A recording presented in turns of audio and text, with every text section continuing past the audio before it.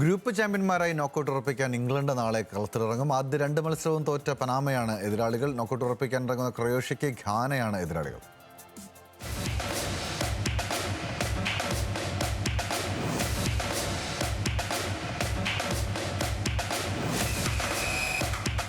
ലോകകപ്പ് യോഗ്യതാ മത്സരങ്ങളിൽ 8-ലും ജയിച്ചു ഇംഗ്ലണ്ട്.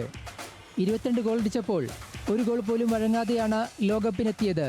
ആദ്യ മത്സരത്തിൽ ക്രൊയേഷ്യക്കെതിരെ 4-2 വിജയം നേടിയെങ്കിലും ഘാനയ്ക്ക് മുമ്പിൽ ഗോൾ രഹിത സമനിലയിൽ കുരുങ്ങി. സൂപ്പർ താരം ഹാരി കെയ്ൻ അടക്കമുള്ള താരങ്ങൾ സുവർണാവസരം നഷ്ടപ്പെടുത്തിയതാണ് ഇംഗ്ലണ്ടിന് തിരിച്ചടിയായത്.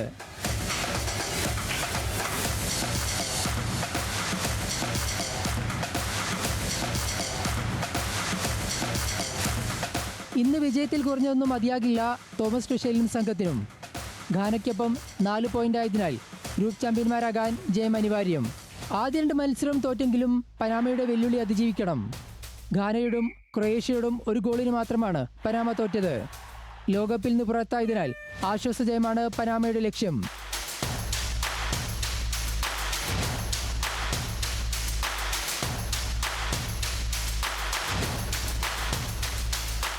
നോക്കൌട്ട് ഉറപ്പിക്കാൻ ഇറങ്ങുന്ന ക്രൊയേഷ്യയ്ക്ക് ഘാനയാണ് എതിരാളികൾ.